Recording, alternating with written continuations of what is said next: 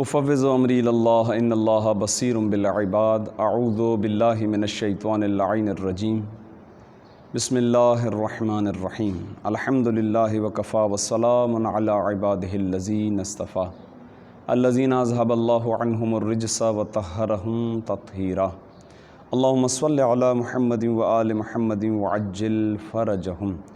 لا سیما بقیت اللہ فی الارضین روحی و ارواح العالمین لتراب مقدمہ الفدا واللعنۃ الابدیۃ علی اعدائہم اجمعین من یوم عداوتہم الی قیام یوم الدین اما بعد فقد قال اللہ تبارک و تعالی فی کلامہ المجید و فرقانہ الحمید بسم اللہ الرحمن الرحیم الف لام را کتاب انزلناہ الیک لتخرج الناس من الظلمات الی النور الی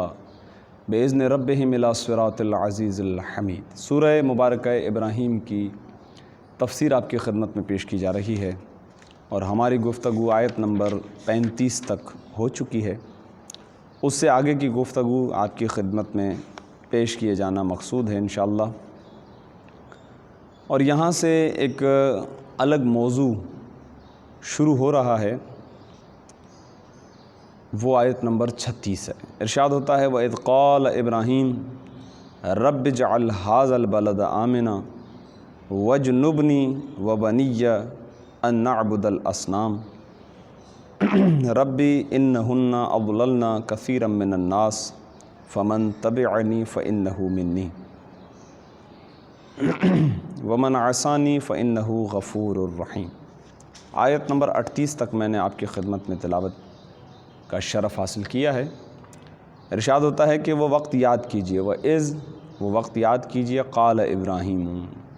جب ابراہیم نے کہا۔ اس کا ترجمہ بعض حضرات جب ابراہیم نے دعا کی، حضرت ابراہیم علیہ السلام جو رسول بھی ہیں، نبی بھی ہیں، خلیل پیغمبر بھی ہیں، آپ کا مقام و مرتبہ نہایت ہی بلند ہے اور آپ اولو العزم پیغمبروں میں آپ کا شمار ہوتا ہے، اور آپ رسول اسلام کا جو سلسلہ نسب ہے وہ حضرت ابراہیم سے ہی جا کر ملتا ہے۔ جب ابراہیم نے دعا کی پروردگار اس شہر کو پرامن بنا دے، وَإِذْ قَالَ ابراہیم، اور جب حضرت ابراہیم نے دعا کی رب اجعل، اے پروردگار بنا دے ھذا البلد، اس شہر کو آمنا، پرامن، اس شہر کو شرافت عطا کر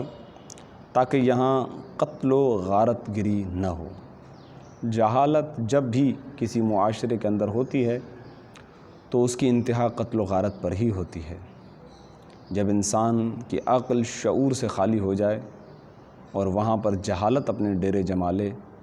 تو پھر انسان چونکہ وہ شیطان کے قابو میں ہو جاتا ہے، شیطان کے حوالے ہو جاتا ہے، تو شیطان ہر اس سے وہ کام لیتا ہے کہ جو گناہ ہو اور عصیان ہو۔ ارشاد ہوتا ہے کہ یعنی یہ جس طرح کے فقرے حضرت ابراہیم نے ابھی ادا فرمائے ہیں، یہی فقرات سورہ بقرہ کی آیت نمبر 26 میں بھی ہیں، تھوڑے سے حروف کی تبدیلی کے ساتھ ہے۔ وہ ارشاد ہوتا ہے وَإِذْ قَالَ إِبْرَاهِيمُ رَبِّ اجْعَلْ هَٰذَا بَلَدًا آمِنًا۔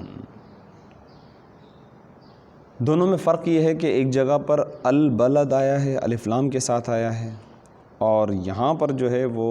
جو ابھی میں نے سورہ بقرہ کی آیت نمبر 126 کی تلاوت کی ہے، اس میں بلدن آیا ہے۔ تو دونوں میں فرق جو ہے وہ معرفہ اور نکرہ کا ہے، عام اور خاص کا ہے۔ تو یہاں پر علماء اور مفسرین فرماتے ہیں کہ یہاں سے جو ظاہر ہوتا ہے وہ یہ ہے کہ سورہ بقرہ میں جو خطاب ہو رہا ہے وہ حضرت ابراہیم کے اس وقت کی دعا کا تذکرہ ہے کہ جب وہاں پر گویا کہ شہر مکہ ابھی وجود میں نہیں آیا ہے، اور جیسے کہ واقعات اور مفسرین نے حضرت ابراہیم کے واقعات میں درج کیا ہے کہ جب آپ حضرت اسماعیل اور جناب ہاجرہ سلام اللہ علیہا کو لے کر آپ اس مقام پر آئے تھے، تو وہاں ابھی مکے کا وجود نہیں ہے مثلاً، تو یہ اس وقت کی دعا ہے۔ اور یہ جو ابھی سورہ ابراہیم کے اندر الف لام کے ساتھ آیا ہے، یعنی معرفہ بن کر آ گیا ہے، خاص ہو کر آیا ہے، اس کا مطلب یہ ہے کہ شہر مکہ وجود میں آ چکا ہے۔ تو سورہ ابراہیم کے اندر جو الف لام کے ذریعے سے معرفہ کر کے استعمال کیا گیا ہے، اس سے مراد یہ ہے کہ شہر مکہ وجود میں آ گیا ہے، اسی لیے ایک پرٹیکولری ایک شہر کی طرف اشارہ ہے الف لام کے ذریعے سے۔ بہرحال کہ جب انسان دعا کر رہا ہے، کہ ایک نبی خدا جب دعا کر رہا ہے کہ پروردگار اس شہر کو امن والا بنا دے، پرامن بنا دے، تو یقیناً پرامن ہونے کے بہت زیادہ فوائد ہیں، جیسا کہ ملتا ہے۔ مفسرین ارشاد فرماتے ہیں کہ کسی بھی جگہ اگر امن و امان ہے تو اس کے بہت زیادہ فوائد ہیں، مثلا اقتصادی ہیں، نفسیاتی ہیں، معاشرتی ہیں، سیاسی ہیں، علمی فوائد ہیں۔ جبکہ اس کے مقابلے میں جب انسان کا شہر علاقہ قتل و غارت کی صورت میں ہو، عصیان کی صورت میں ہو، تو پھر یہ ساری چیزیں خود بخود مفقود ہو جاتی ہیں، ختم ہو جاتی ہیں۔ انسان اس آزادی کی کیفیت میں زندگی نہیں بسر کر پاتا جس طرح اسے کرنی چاہیے۔ تو حضرت ابراہیم نے ارشاد فرمایا، پروردگار اس شہر کو تو پرامن بنا دے، شرافت عطا کر اسے، تاکہ یہاں قتل و غارت نہ ہو، یہاں پر امن ہو، یہاں پر سکون ہو، آشتی ہو۔ پھر اگلی آیت میں ارشاد ہوتا ہے، وَجْنُبْنِي وَبَنِيَّ، اے پروردگار مجھے اور میری اولاد کو ان نعبد الاصنام، بچا لے، اجتناب بخش کہ ہم بتوں کی پوجا کرنے لگ جائیں، اس سے ہمیں کنارہ کشی اختیار فرمایا۔ میرے پروردگار مجھے اور میری اولاد کو بت پرستی سے بچا لے۔ اجتناب یعنی بچنا، قرآن میں یہ کافی مقامات پر لفظ استعمال ہے، وَجْتَنِبُوا، بچاؤ اپنے آپ کو بتوں کی پوجا سے۔ تو اجتناب کا لفظی معنی ہوتا ہے ایک طرف ہو جانا، یعنی اس کا مطلب دعا یہ ہو رہی ہے کہ اگر ایک طرف بت پرستی ہے تو پروردگار ہمیں دوسری طرف کر دے، ایک طرف ہم ہوں، دوسری طرف بت پرستی ہو، ہم وہاں نہ ہوں جہاں بت پرستی ہو۔ تو یہی ہم دعا کر رہے ہوتے ہیں پروردگار سے، پروردگار ہمیں گناہوں سے محفوظ فرما، یعنی اگر کہیں گناہ ہے تو ہمیں دوسری طرف کر دے، گناہ ایک طرف، ہم دوسری طرف ہوں۔ تو یہاں پر حضرت ابراہیم دعا کر رہے ہیں، پروردگار مجھے توفیق عطا فرما کہ میں اور میری اولاد ایک طرف ہو جائیں اور بت پرستی اور فساد ایک طرف ہو جائیں۔ بت پرستی کو بعض مقامات پر فساد سے بھی تعبیر کیا گیا ہے۔ اب یقیناً جب انسان بت پرستی سے نجات کی دعا مانگ رہا ہے تو اس کا مطلب یہ ہے کہ وہ توحید کے لطف کو محسوس کرنا چاہتا ہے، اس کی حقیقتوں تک پہنچنا چاہتا ہے۔ اب ان اصنام کا تذکرہ کرتے ہوئے ارشاد فرماتے ہیں کہ رب انہن اضللن کثیرا من الناس، پروردگار ان بتوں نے بہت سے لوگوں کو گمراہ کر رکھا ہے۔ یہ کچھ افراد آگے بڑھ کر کام کرتے ہیں اور یقیناً ان سے ان کے مادی فوائد، دنیاوی فوائد ہی ملحوظ نظر ہوتے ہیں، اور اس پر اس طرح کی بہت ساری ڈاکومنٹریز بن چکی ہیں، تحقیقات ہو چکی ہیں کہ اپنے ذاتی مفاد اور مقاصد کے خاطر انسان جو ہے وہ اس طرح کے کام کرتا ہے۔ مثلا اگر بت بنایا تو کسی ایک نے بنایا، باقی ساری قوم ان کے پیچھے لگی ہوئی ہے، تو وہ تو ایک لکڑی کے بت ہیں۔ یہاں پر ارشاد وہ افراد ہیں کہ جنہوں نے یہ کام کیے، ان بتوں کو بنایا ہے، ورنہ خود بت جو ہے وہ کسی کو گمراہ نہیں کر سکتا، ظاہر ہے، ایک پتھر کا بنایا ہوا، نہ سنے نہ دیکھے۔ ہاں یہ بات ہے کہ وہ افراد کے جو ان کی پوجا کر رہے ہوتے ہیں وہ خود بھی بت کی ہی طرح سے ہوتے ہیں، یعنی وہ کسی بات کو سننے کے لیے تیار نہیں ہوتے ہیں، اپنی عقل کو بھی استعمال کرنے کے لیے تیار نہیں ہوتے ہیں۔ اس لیے اس بات کی طرف اشارہ، رب اے میرے پروردگار انہن اضللن، بالتحقیق ان بتوں نے گمراہ کر دیا ہے لوگوں میں سے کثیر تعداد کو۔ اور یہ اس لیے جملہ کہا گیا ہے کیونکہ قومیں جو ہیں وہ اپنے باطل سنتوں کی پیروی کرتی ہیں۔ اب آپ دیکھیں کہ قرآن میں متعدد مقامات پر اس طرح کی گفتگو ہے کہ جب انبیاء آئے ہیں اور انہوں نے دعوت حق دی ہے تو آگے سے قوم کے یہی جملے ہیں کہ ہم کیسے اپنے آباء و اجداد کے راستے کو چھوڑ دیں۔ بھئی اگر یہ بات ہوتی تو پروردگار عقل فقر آپ کے آباء و اجداد کو دیتا، پھر آپ کو نہیں دیتا، آپ بھی جانوروں کی طرح جو ہے وہ پیروی کرتے رہتے۔ لیکن ایسا نہیں ہے، پروردگار عالم نے آپ کو مستقل عقل عطا فرمائی ہے، پروردگار عالم نے آپ کو مستقل ذہن عطا فرمایا ہے، تحقیق کا مادہ عطا فرمایا ہے، کوشش کرنے کی جستجو عطا فرمائی ہے۔ آپ مستقل ہیں، آپ مجبور نہیں ہیں، لا اکراہ فی الدین، دین کے اندر کوئی جبر نہیں ہے، سمجھیے بوجھیے، عقل کو استعمال کیجیے۔ تو چونکہ پوری کی پوری قوم اپنی عقل کو استعمال کیے بغیر باطل سنتوں کی پیروی میں مصروف رہی ہے، تو بس جس طرح یہ بت بے حس ہوتے ہیں تو یہ خود بھی بے حس ہو جاتے ہیں اور اپنی عقل اور فکر کو بالکل استعمال نہیں کرتے ہیں۔ اسی لیے حضرت ابراہیم یہاں پر ارشاد فرما رہے ہیں کہ ان میں سے ان بتوں نے تو اکثر کو جو ہے، کثیر تعداد لوگوں میں سے جو ہے وہ انہوں نے گمراہ کر رکھی ہے۔ تو یہ کچھ افراد ہوتے ہیں جو آگے بڑھتے ہیں اور اپنے مالی مفاد کی خاطر اس طرح کا کوئی نیا ڈرامہ بنا دیتے ہیں اور پھر پوری کی پوری قوم ان کے پیچھے لگ پڑتی ہے، لوگ بھروسہ کرتے ہیں اور پھر یہ ان کے پیچھے لگ پڑتے ہیں۔ اس طرح جاہل عوام کو اسی لیے متعدد مقامات پر قرآن نے تنبیہ کی ہے کہ سوچو، فکر کرو،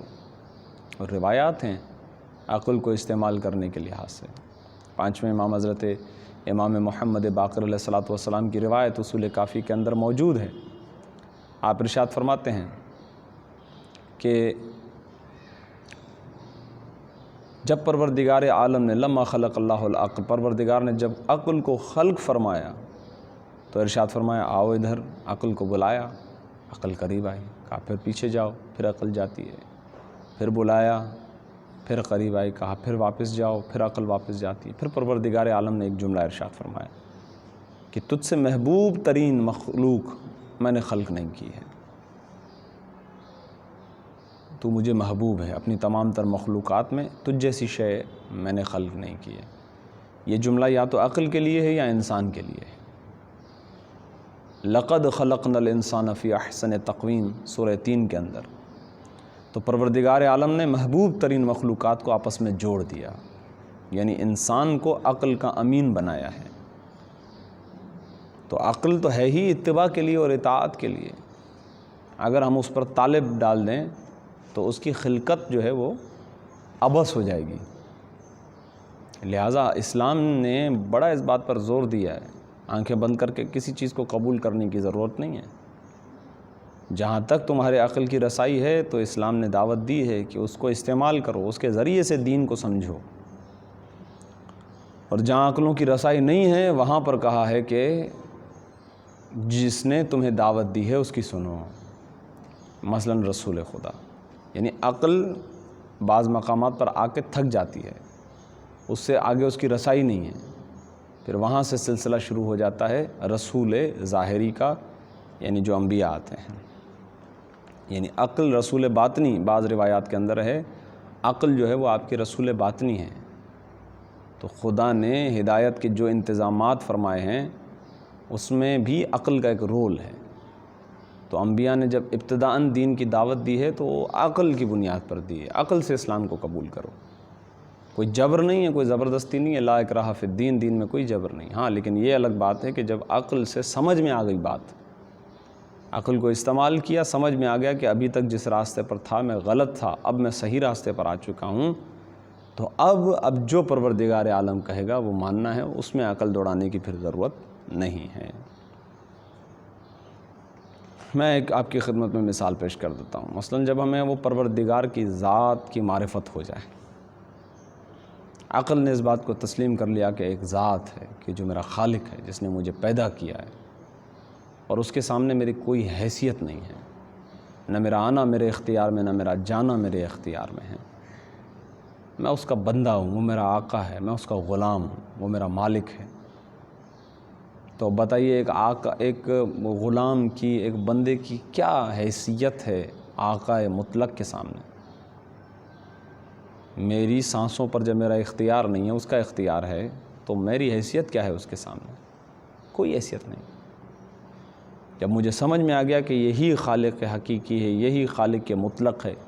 یہی وہ پروردگار ہے کہ جس کے اختیارات میں سب کچھ ہے، میں کچھ نہیں ہوں، اسی نے مجھے وجود بخشا ہے۔ جب میری عقل نے یہ سمجھ لیا ہے تو اب جب وہ خالق مجھے کہے کہ 2 رکعت نماز پڑھو، تو پھر مجھے سوال کرنے کا کوئی حق نہیں بنتا کہ میں پوچھوں پروردگار کیوں 2 رکعت؟ ارے کیوں کیا مطلب؟ اب اس کیوں کی کوئی حیثیت ہی نہیں ہے، تم ہوتے کون ہو پوچھنے والے؟ جب تم اس دائرے سے خارج تھے اس وقت تمہیں اختیار تھا، تم سوال کرتے کہ کون ہے وہ، لیکن جب سمجھ میں آ گیا کہ وہ کون ہے تو اب وہ کیا کہتا ہے یہ پوچھنے کا ہمیں حق نہیں ہے، کیونکہ ہماری گردن پر حق بندگی ہے اس پروردگار عالم کا۔ یہ بہت اہم پہلو ہے اور اس پر بہت تفصیل طلب گفتگو ہو سکتی ہے، اور انشاءاللہ آپ قرآن کی تلاوت کریں، تفاسیر کا مطالعہ کریں اور اس موضوع کے اندر تحقیق کریں، چونکہ یہ ایسا بہترین موضوع ہے کہ جو آپ کو خدا کے قریب لے جائے گا۔ جس قدر اس کی معرفت بڑھتی جاتی ہے اس قدر انسان اس کی عبادت کرتا جاتا ہے۔ اور چھٹے امام کا ارشاد گرامی ہے کہ معرفت کے بغیر جب ایک بندہ عبادت کرتا ہے تو وہ سمجھ رہا ہوتا ہے کہ میں خدا کے قریب جا رہا ہوں، معرفت کے بغیر خدا سے دور جاتا ہے۔ ایک انسان معرفت نہیں رکھتا، ساری رات عبادت کرے، اور معرفت رکھنے والا وضو کر کے سو جائے، ہو سکتا ہے اس کا سونا اس کے عبادت کرنے سے بہت زیادہ ہو، اسی لیے کہا جاتا ہے کہ عابد عبادت کرے عالم سو جائے، سونا اس کا بہتر ہے، اسی لیے کہ شک کے ساتھ جاگنے سے یقین کے ساتھ سو جانا بہتر ہے۔ معرفت ہو جائے تو پھر کیا چاہیے۔ تو میں بہت تیزی سے آپ کی خدمت میں جملے پیش کر چکا ہوں، ہر جملے کی بہت قیمت ہے، کیونکہ یہ روایات کے حصے ہیں۔ عقل اور فکر کے ذریعے سے خدا کی ذات کو پہچانیے، اور اس کے بعد عبادت کا لطف کچھ اور ہے۔ تو یہ کچھ افراد ہوتے تھے کہ جو یہ اس طرح کا ڈرامہ ایک مرتبہ بنا دیتے تھے، لوگوں کو گمراہ کر دیتے تھے، اور پھر لوگ اپنی عقل اور فکر کو استعمال کیے ہوئے بتوں کی ہی طرح سے زندگی بسر کرتے تھے۔ یہاں یہ مراد ہے، حضرت ابراہیم جو کہہ رہے ہیں کہ بتوں نے گمراہ کیے، جبکہ بت کیا کر سکتے ہیں؟ تو اس سے مراد یہی ہے کہ یہ اپنی عقل اور فکر کو استعمال نہیں کرتے ہیں۔ فمن تبعنی فانہ منی۔ بس جب حضرت ابراہیم نے دعا کی ہے تو اس کے بعد اپنی قوم سے یہ ارشاد فرمایا، فمن، بس جو بھی، تبعنی، میری اتباع کرے گا، جو بھی میری پیروی کرے گا، یعنی توحید کے راستے پر چلے گا، چونکہ انبیاء کا راستہ کوئی مستقل اپنا راستہ نہیں ہے، وہ وہی راہ پروردگار ہے اور وہ خدا کی طرف سے بھیجے گئے ہیں۔ تو اب جو بھی انبیاء کے راستے پر ہے در حقیقت صراط مستقیم پر ہے، توحید کی راہ پر ہے، خدا کے راستے پر ہے۔ تو ارشاد فرمایا ہے کہ فمن، بس جو بھی تبعنی، میری اطاعت کرے گا، فإنہ منی، تو گویا وہ مجھ سے ہے۔ فإنہ منی، تو وہ مجھ سے ہے۔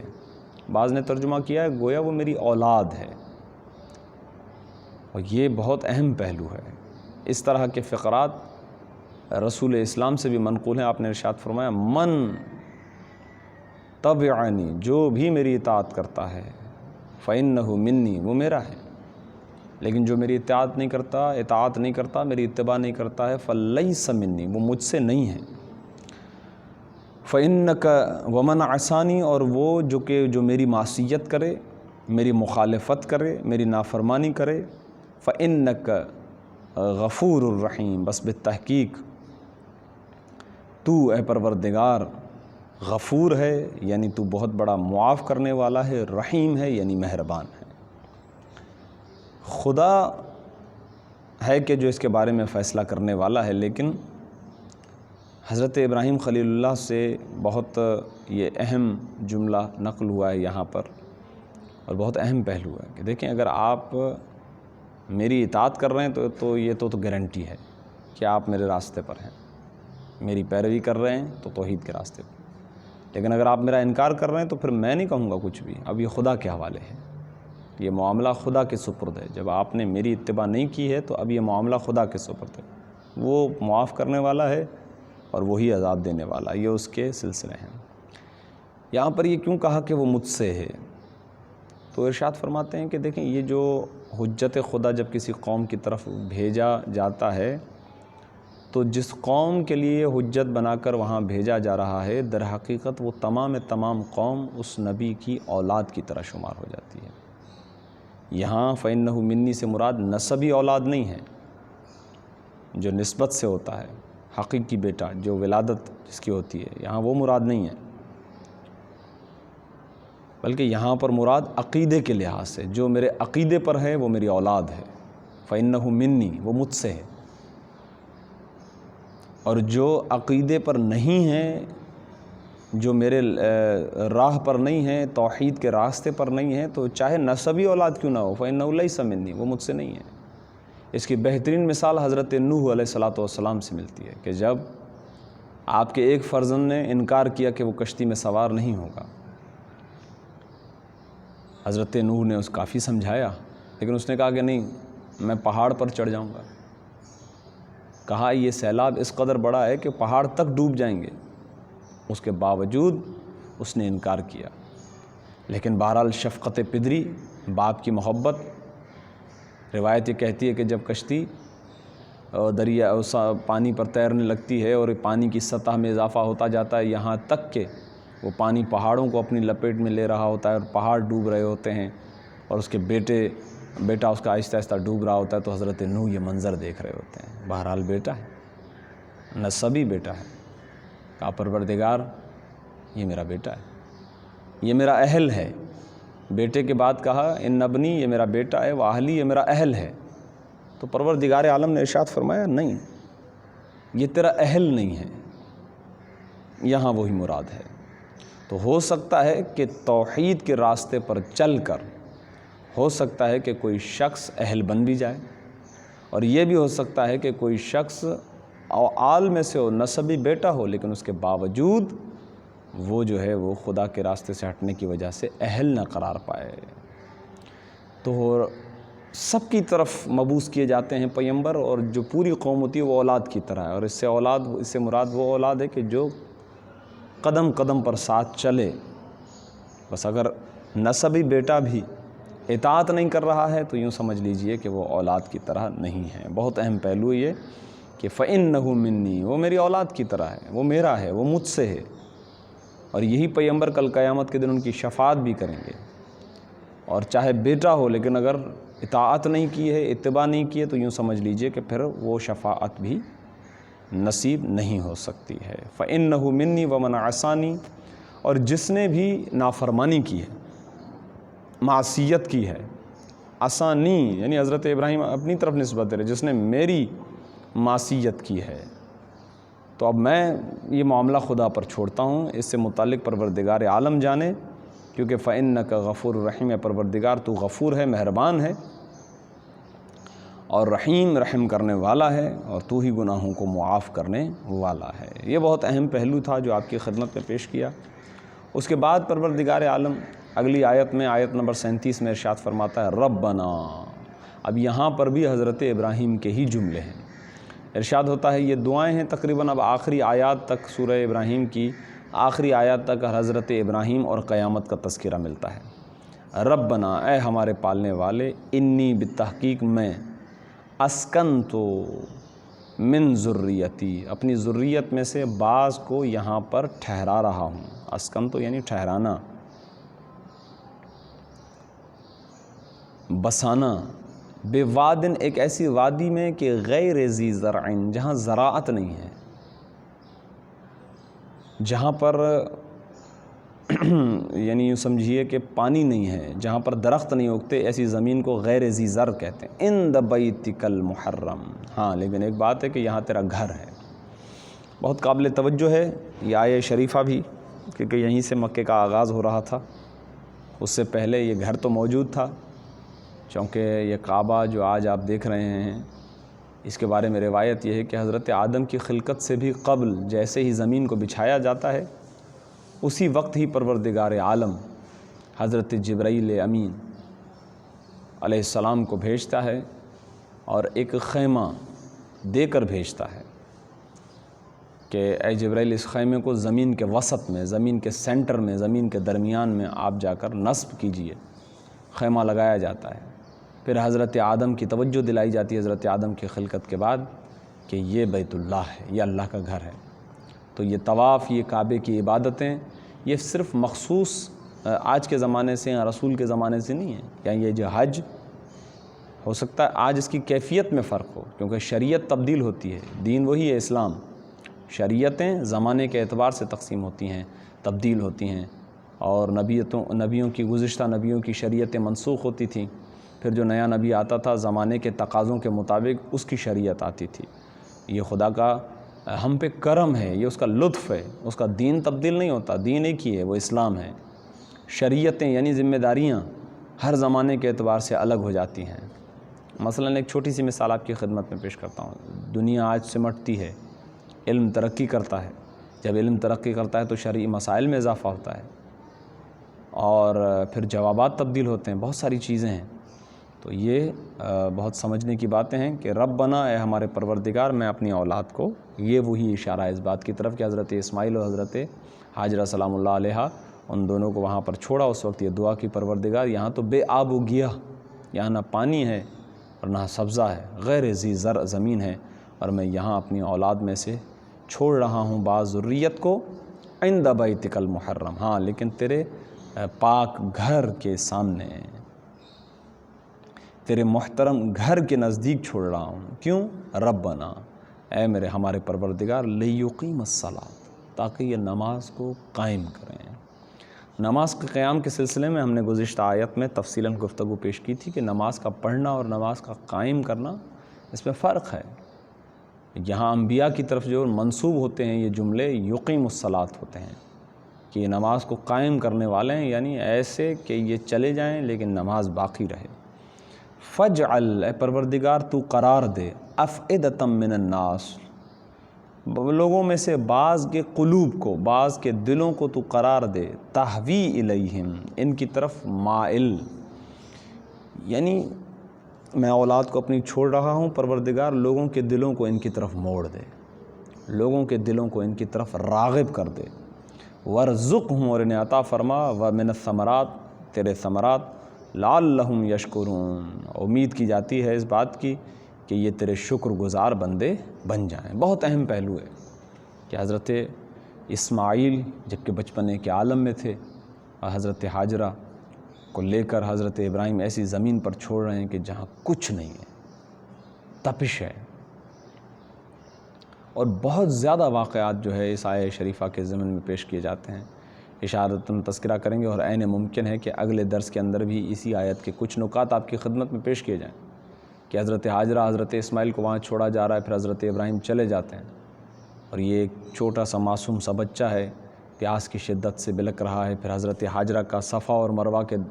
پہاڑیوں پر 7 چکر لگانا جو آج بھی عبادت شمار کیے جاتے ہیں، اور جب حاجی حضرات جاتے ہیں تو حضرت ہاجرہ کی یاد میں صفا و مروہ پر سعی کرتے ہیں، کوشش کرتے ہیں، دوڑ لگاتے ہیں۔ تو اس کے بعد حضرت اسماعیل کے قدم مسلسل زمین پر لگ رہے ہوتے ہیں، جس کے نتیجے میں وہاں سے پانی نکلتا ہے، آب زمزم جو آج تک جاری ہے۔ یہ سب معجزات ہیں، اسلام کی حقانیت کے لیے بہت بڑی دلیلیں ہیں۔ تو یہاں پر پروردگار عالم سے دعا کرتے ہوئے حضرت ابراہیم ارشاد فرماتے، پروردگار میں نے اولاد کو تیرے گھر کے قریب چھوڑا ہے، تیرے محترم گھر کے پاس چھوڑا ہے، اب لوگوں کے دلوں کو ان کی طرف مائل کر دے، ان کی طرف موڑ دے۔ یہاں پر ایک روایت پڑھ کے آپ سے آج کے درس کی حد تک اجازت طلب کریں گے انشاءاللہ، اور اسی آیت کے مطالب اگلے درس میں پیش کیے جائیں گے۔ ارشاد ہوتا ہے حضرت امام محمد باقر علیہ الصلوۃ والسلام اس آیہ شریفہ کے ضمن میں ارشاد فرماتے ہیں